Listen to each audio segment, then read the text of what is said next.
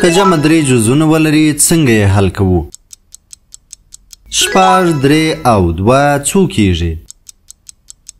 السلام علیکم. د 12 درس تمرینی ویډیو ته ښه راغلاست. د نن ورځې په تمرینی درس کې د جمع درې جزونه لرونکي سوالونه حل کوو. دا تمرین د کتاب د 23 او 24 صفحې مطابق دی.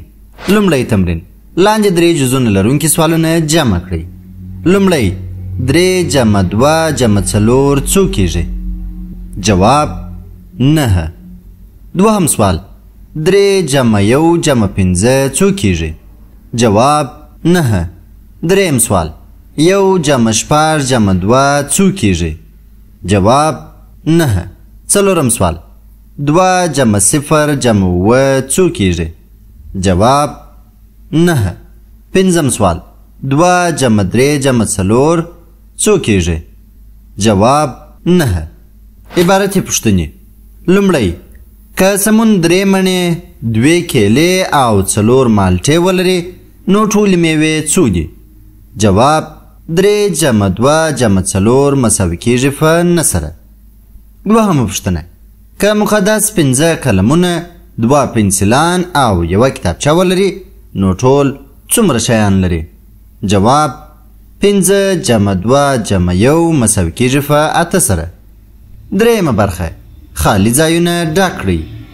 3 جمع څو جمع 2 مساوي کیږي په 9 سره. د خالی خانې جواب دی 4. دوهم: څو جمع 1 جمع 6 مساوي کیږي په 10 سره. یعنی له 6 او 1 سره څو جمع کړل سي چې جواب 10 په لاس راکړي؟ جواب: 3. دریم سوال: 5 جمع 2 جمع څو مساوي کیږي په 10 سره. یعنی له 5 او 2 سره څو جمع کړو چې جواب یې 10 سي؟ جواب: 3. څلورمه برخه: عبارتي یا لفظي سوالونه. لومړی سوال: ملالۍ 2 قلمونه، 4 کتابونه او 3 پنسلان لري. ټول څومره شیان لري؟ جواب: 2 جمع 4 6 او 6 جمع 3 9. دوهم سوال: محمد 3 کتابونه، 4 قلمان او 5 کتابچې لري. ټول څومره شیان لري؟ جواب: لومړی 3 او 4 جمع کوو چې 9 کیږي. بیا له 9 سره 5 جمع کوو چې 12 کیږي. نو معلومه سوه چې محمد 12 کتابونه لري. پنځمه برخه په عمودي ډول یې حل کړئ.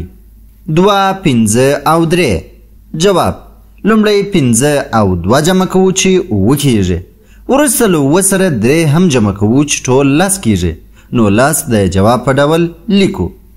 ګرانو زده کوونکو، دا و د 12 لوست تمرین. په راتلونکي درس کې د 14 درس تمرین لرو.